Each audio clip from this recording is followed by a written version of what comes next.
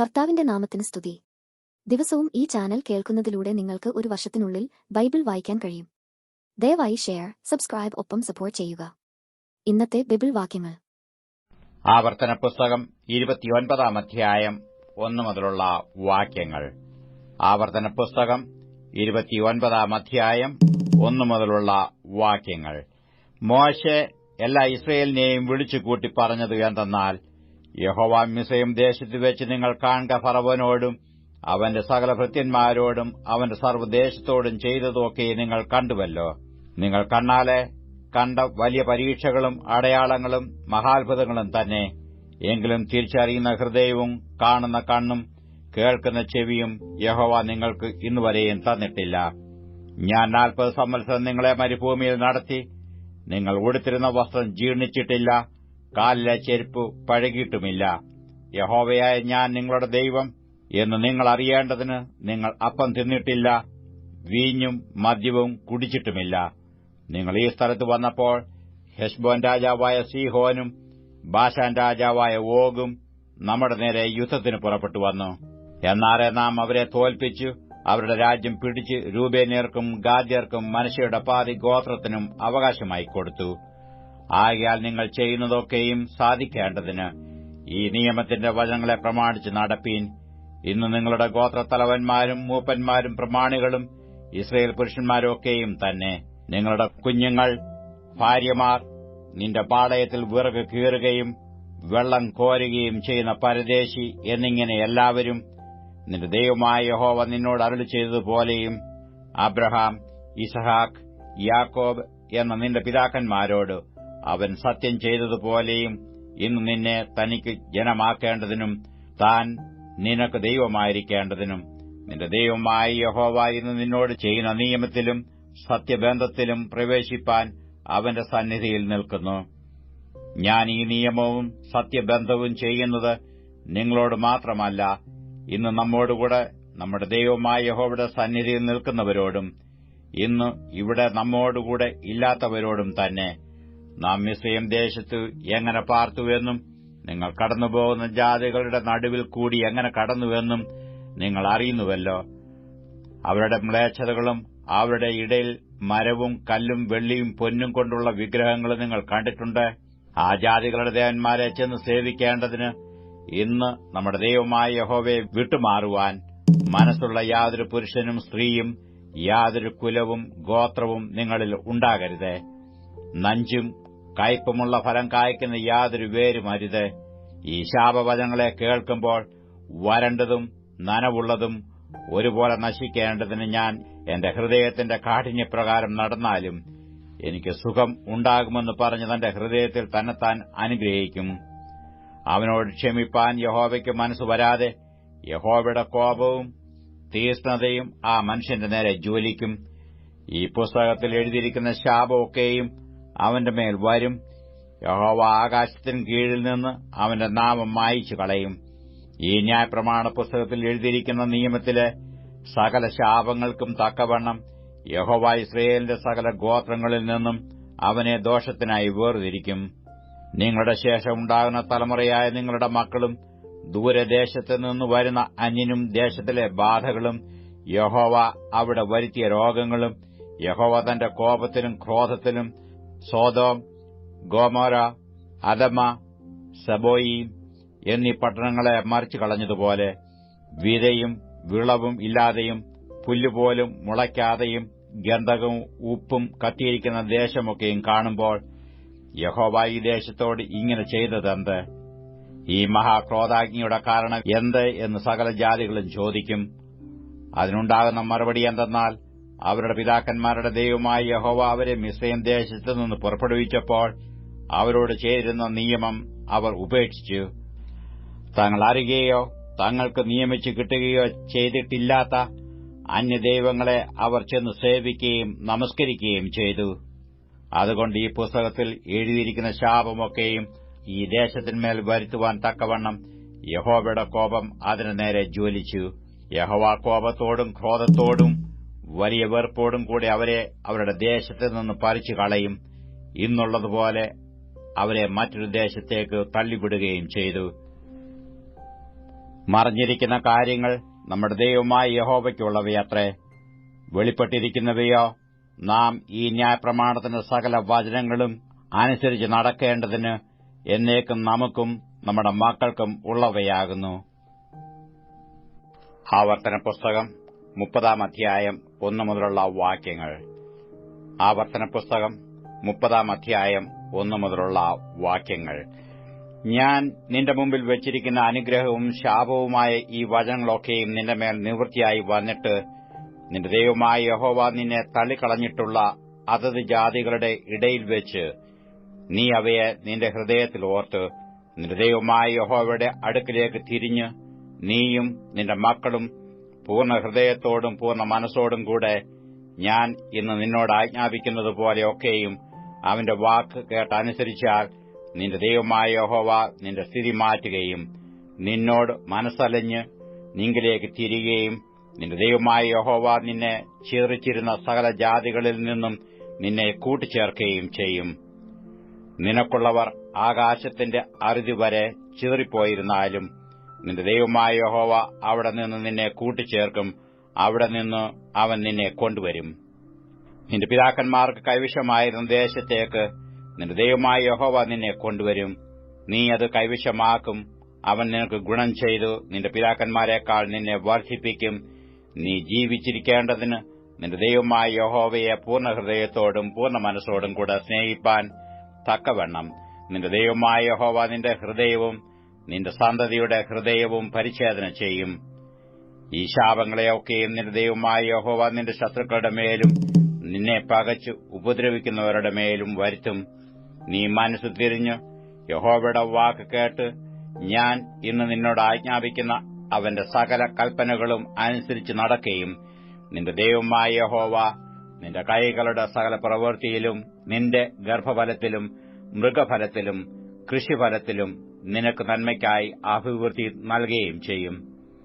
നിന്റെ ദൈവമായ യഹോവയുടെ വാക്ക് കേട്ട് ഈ ന്യായപ്രമാണ പുസ്തകത്തിൽ എഴുതിയിരിക്കുന്ന അവന്റെ കൽപ്പനകളും ചട്ടങ്ങളും പ്രമാണിക്കുകയും നിന്റെ ദൈവമായ യഹോവയുടെ അടുക്കലേക്ക് പൂർണ്ണ ഹൃദയത്തോടും പൂർണ്ണ മനസ്സോടും കൂടെ തിരികെയും ചെയ്താൽ യഹോവ നിന്റെ പിതാക്കന്മാരിൽ പ്രസാദിച്ചിരുന്നതുപോലെ നിന്നിലും നന്മയ്ക്കായിട്ട് വീണ്ടും പ്രസാദിക്കും. ഞാൻ ഇന്ന് നിന്നോട് ആജ്ഞാപിക്കുന്ന ഈ കൽപ്പന നിനക്ക് പ്രയാസമുള്ളതല്ല, ദൂരമായുള്ളതല്ല.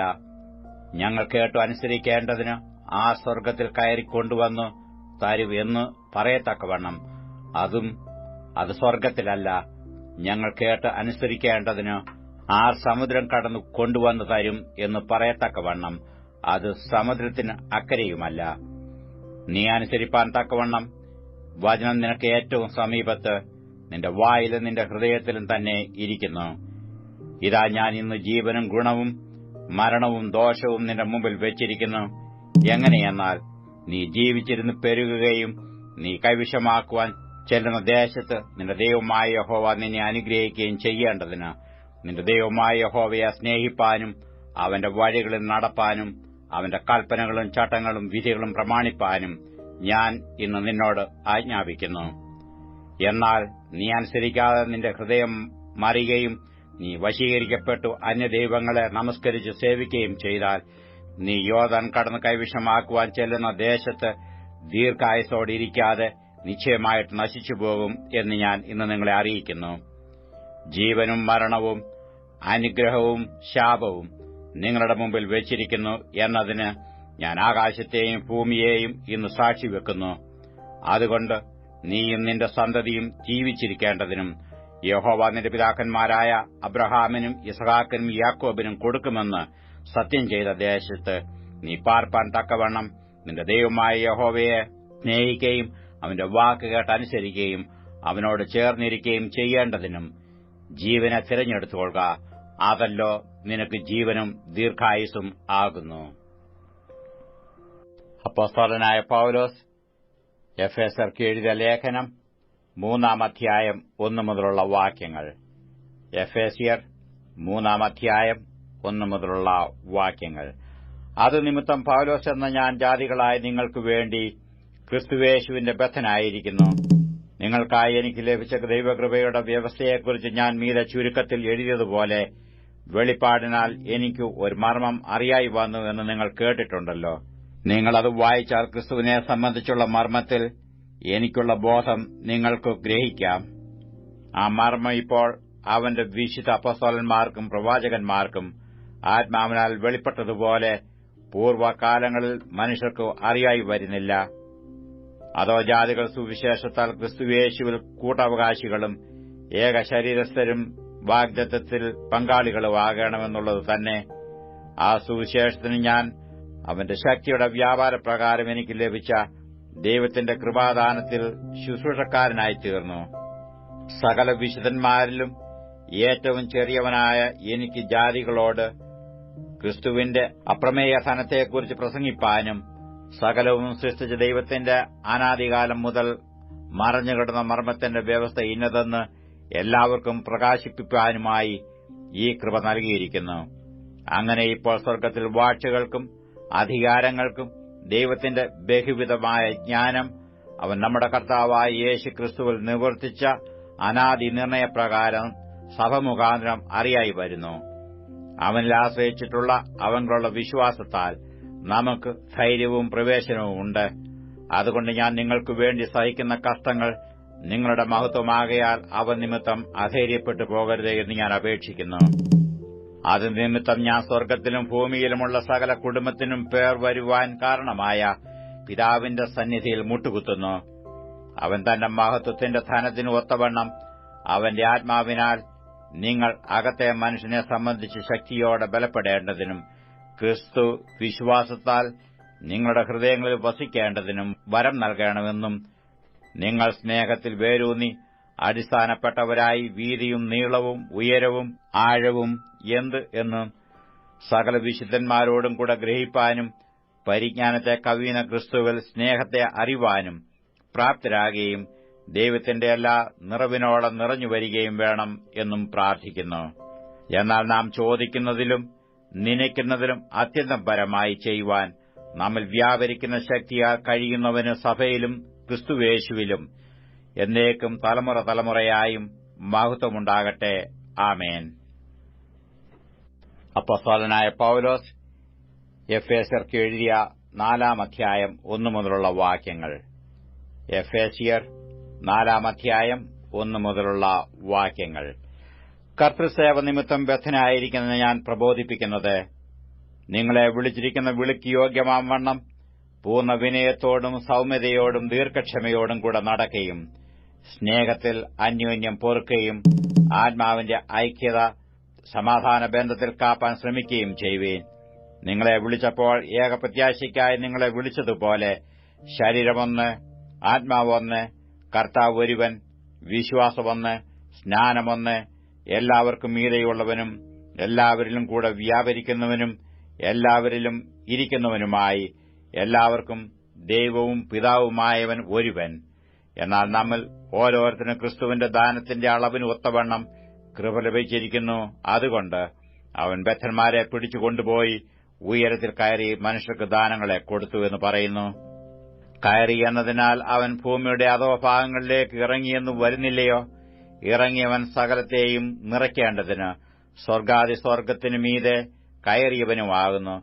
അവൻ ചിലരെ അപ്പോസ്തലന്മാരായും ചിലരെ പ്രവാചകന്മാരായും ചിലരെ സുവിശേഷകന്മാരായും ചിലരെ ഇടയന്മാരായും ഉപദേഷ്ടാക്കന്മാരായും നിയമിച്ചിരിക്കുന്നു. അത് നാം എല്ലാവരും വിശ്വാസത്തിലും ദൈവപുത്രനെക്കുറിച്ചുള്ള പരിജ്ഞാനത്തിലുമുള്ള ഐക്യത, തികഞ്ഞ പുരുഷത്വവും ക്രിസ്തുവിന്റെ സമ്പൂർണതയായ പ്രായത്തിന്റെ അളവും പ്രാപിക്കുവോളം വിശുദ്ധന്മാരുടെ യഥാസ്ഥാനത്തിനായുള്ള ശുശ്രൂഷയുടെ വേലയ്ക്കും ക്രിസ്തുവിന്റെ ശരീരത്തിന്റെ ആത്മീക വർധനയ്ക്കും ആകുന്നു. അങ്ങനെ നാം ഇനി മനുഷ്യരുടെ ചതിയാലും ഉപായത്താലും തെറ്റിച്ചു കളയുന്ന തന്ത്രങ്ങളിൽ കുടുങ്ങിപ്പോകുവാൻ തക്കവണ്ണം ഉപദേശത്തിന്റെ ഓരോ കാറ്റിനാൽ അലഞ്ഞുഴലുന്ന ശിശുക്കളായിരിക്കാതെ സ്നേഹത്തിൽ സത്യം സംസാരിച്ചുകൊണ്ട് ക്രിസ്തു എന്ന തലയോളം സകലത്തിലും വളരുവാൻ ഇടയാകും. ശരീരം മുഴുവനും യുക്തമായി ചേർന്നും ഏകീഭവിച്ചും ഓരോ അംഗത്തിന്റെ അതത് വ്യാപാരത്തിനു ഒത്തവണ്ണം ഉദവി ലഭിപ്പാനുള്ള ഏത് സന്ധിയാലും സ്നേഹത്തിലുള്ള വർധനയ്ക്കായി അവനിൽ നിന്ന് വളർച്ച പ്രാപിക്കുന്നു. ആകയാൽ ഞാൻ കർത്താവിൽ സാക്ഷീകരിച്ചു പറയുന്നത് എന്തെന്നാൽ, ജാതികൾ തങ്ങളുടെ വ്യർത്ഥബുദ്ധി അനുസരിച്ച് നടക്കുന്നതുപോലെ നിങ്ങൾ ഇനി നടക്കരുത്.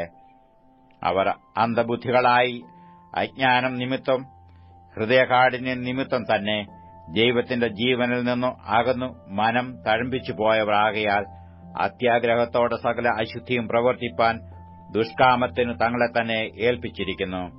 നിങ്ങളോ യേശുവിൽ സത്യം ഉള്ളതുപോലെ അവനെക്കുറിച്ച് കേട്ടു അവനിൽ ഉപദേശം ലഭിച്ചുവെങ്കിൽ ക്രിസ്തുവിനെക്കുറിച്ച് ഇങ്ങനെയല്ല പഠിച്ചത്. മുമ്പിലത്തെ നടപ്പ് സംബന്ധിച്ച് ചതിമോഹങ്ങളാൽ വഷളായിപ്പോകുന്ന പഴയ മനുഷ്യനെ ഉപേക്ഷിച്ച് നിങ്ങളുടെ ഉള്ളിലെ ആത്മാവ് സംബന്ധമായി പുതുക്കം പ്രാപിച്ച് സത്യത്തിന്റെ ഫലമായ നീതിയിലും വിശുദ്ധിയിലും ദൈവരൂപമായി സൃഷ്ടിക്കപ്പെട്ട പുതുമനുഷ്യനെ ധരിച്ചുകൊള്ളുവീൻ. ആകയാൽ പോഷ്ക് ഉപേക്ഷിച്ച് ഓരോരുത്തൻ താന്താന്റെ കൂട്ടുകാരനോട് സത്യം സംസാരിപ്പീൻ. നാം തമ്മിൽ അവയവങ്ങളല്ലോ. കോപിച്ചാൽ പാപം ചെയ്യാതിരിപ്പീൻ. സൂര്യൻ അസ്തമിക്കുവോളം നിങ്ങൾ കോപം വെച്ചുകൊണ്ടിരിക്കരുത്. പിശാചിന് ഇടം കൊടുക്കരുത്. കള്ളൻ ഇനി കക്കാതെ മുട്ടുള്ളവന് ദാനം ചെയ്യുവാൻ ഉണ്ടാകേണ്ടതിന് കൈകൊണ്ട് നല്ലത് പ്രവർത്തിച്ചു അധ്വാനിക്കത്രേ വേണ്ടത്. കേൾക്കുന്നവർക്ക് കൃപ ലഭിക്കേണ്ടതിനു ആവശ്യം പോലെ ആത്മീയ വർധനയ്ക്കായി നല്ല വാക്കല്ലാതെ ആകാത്തത് ഒന്നും നിങ്ങളുടെ വായിൽ നിന്ന് പുറപ്പെടരുത്. ദൈവത്തിന്റെ പരിശുദ്ധാത്മാവിനെ ദുഃഖിപ്പിക്കരുത്. അവനാലല്ലോ നിങ്ങൾക്ക് വീണ്ടെടുപ്പ് നാളിനായി മുദ്രയിട്ടിരിക്കുന്നത്. എല്ലാ കയ്പും കോപവും ക്രോധവും കുറ്റാരവും ദൂഷണവും സകല ദുർഗുണവുമായി നിങ്ങളെ വിട്ടു ഒഴിഞ്ഞു പോകട്ടെ. നിങ്ങൾ തമ്മിൽ ദയയും മനസ്സലിവുമുള്ളവരായി ദൈവം ക്രിസ്തുവിൽ നിങ്ങളോട് ക്ഷമിച്ചതുപോലെ അന്യോന്യം ക്ഷമിപ്പീൻ. 92 സങ്കീർത്തനം 1 മുതലുള്ള വാക്യങ്ങൾ. 92 സങ്കീർത്തനം 1 മുതലുള്ള വാക്യങ്ങൾ. യഹോവയ്ക്ക് സ്തോത്രം ചെയ്യുന്നതും അത്യുന്നതനായുള്ളവയെ നിന്റെ നാമത്തെ കീർത്തിക്കുന്നതും 10 കമ്പിയുള്ള വാദിത്രം കൊണ്ടും വീണ കൊണ്ടും ഗംഭീര സ്വരമുള്ള കിന്നരം കൊണ്ടും രാവിലെ നിന്റെ ദയയെയും രാത്രിതോറും നിന്റെ വിശ്വസ്തതയെയും വർണ്ണിക്കുന്നത് നല്ലത്. യഹോവയെ നിന്റെ പ്രവൃത്തി കൊണ്ട് നീ എന്നെ സന്തോഷിപ്പിക്കുന്നു. ഞാൻ നിന്റെ കൈകളുടെ പ്രവൃത്തികളെക്കുറിച്ച് ഘോഷിച്ചുല്ലസിക്കുന്നു. യഹോവയെ നിന്റെ പ്രവൃത്തികൾ എത്ര വലിയവയാകുന്നു. നിന്റെ വിചാരങ്ങൾ അത്യന്തം അഗാധമായവ തന്നെ. മൃഗപ്രായനായ മനുഷ്യൻ അതറിയുന്നില്ല, മൂഢൻ അത് ഗ്രഹിക്കുന്നതുമില്ല. ദുഷ്ടന്മാർ പുല്ലുപോലെ മുളയ്ക്കുന്നതും നീതികേട് പ്രവർത്തിക്കുന്നവരൊക്കെയും തഴയ്ക്കുന്നതും എന്നേക്കും നശിച്ചു പോകേണ്ടതിനാകുന്നു. നീയോ യഹോവേ എന്നേക്കും അത്യുന്നതനാകുന്നു. യഹോവേ, ഇതാ നിന്റെ ശത്രുക്കൾ നശിച്ചു പോകുന്നു. നീതികേട് പ്രവർത്തിക്കുന്ന ഏവരും ചിതറിപ്പോകും. എങ്കിലും എന്റെ കൊമ്പ് നീ കാട്ടുപോത്തിന്റെ കൊമ്പ് പോലെ ഉയർത്തും. പുതിയ എണ്ണ എന്നെ തേപ്പിക്കുന്നു. എന്റെ കണ്ണ് എന്റെ ശത്രുക്കളെ കണ്ടും എന്റെ ചെവി എന്നോട് എതിർക്കുന്ന ദുഷ്കർമ്മികളെക്കുറിച്ച് കേട്ടും രസിക്കും. നീതിമാൻ പന പോലെ തഴയ്ക്കും, ലബാനോനിലെ ദേവദാരു പോലെ വളരും. യഹോവയുടെ ആലയത്തിൽ നടുതലയായവർ നമ്മുടെ ദൈവത്തിന്റെ പ്രാകാരങ്ങളിൽ തഴയ്ക്കും. വാർദ്ധക്യത്തിലും അവർ ഫലം കായ്ച്ചുകൊണ്ടിരിക്കും. അവർ പുഷ്ടിവെച്ചും പച്ചപിടിച്ചും ഇരിക്കും. യഹോവ നേരുള്ളവൻ, അവൻ എന്റെ പാറ, അവനിൽ നീതികേടില്ല എന്ന് കാണിക്കേണ്ടതിന് തന്നെ.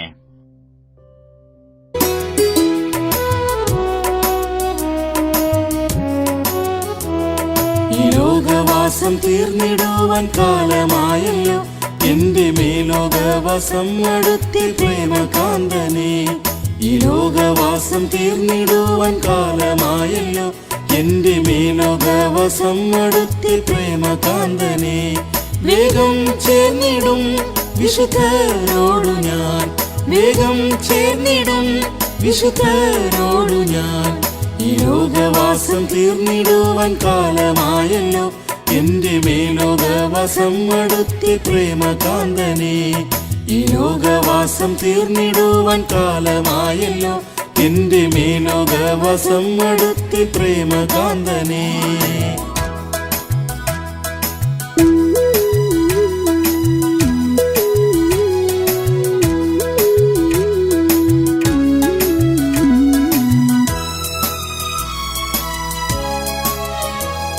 ഈ ലോകമാസകലം തീയാൽ വെന്തിടും നേരം ഞാനും പ്രേമകാന്തനുമായി വാനിൽ വാസം ചെയ്യുമേ.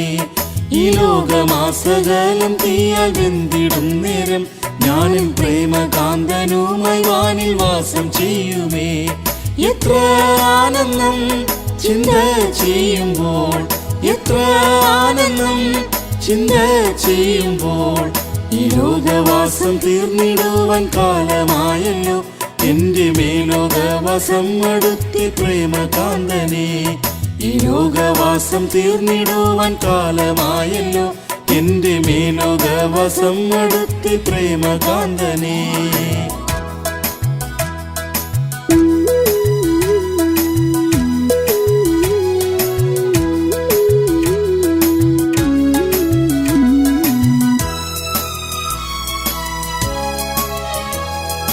ഏഴു പൊന്നില വിളക്കിൻ നടുവിൽ നിൽക്കുന്ന എന്റെ കാന്തനുമായി വാസം ചെയ്യുവാൻ കാലമായല്ലോ. ഏഴു പൊന്നില വിളക്കിൻ നടുവിൽ നിൽക്കുന്ന എന്റെ കാന്തനുമായി വാസം ചെയ്യുവാൻ കാലമായല്ലോ.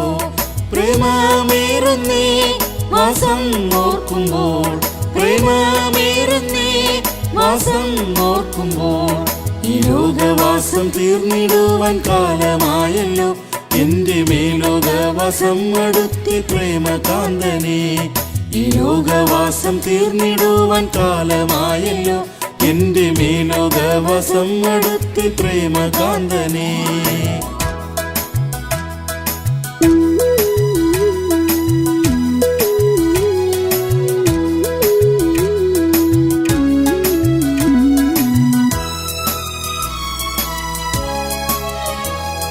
ശോഭയേറും നാടെനിക്കു മേലിലുള്ളതായി ഈ മായലോകം വിട്ടുപോകാൻ ആശയേറുന്നേ.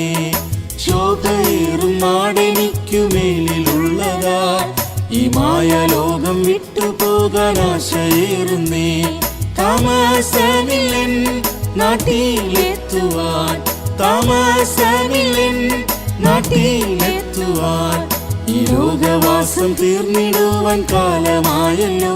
എന്റെ മേലോകവാസം അടുത്തി പ്രേമകാന്തനെ, ഈ ലോകവാസം തീർന്നിടുവാൻ കാലമായല്ലോ. എന്റെ മേലോകവാസം അടുത്തി പ്രേമകാന്തനെ.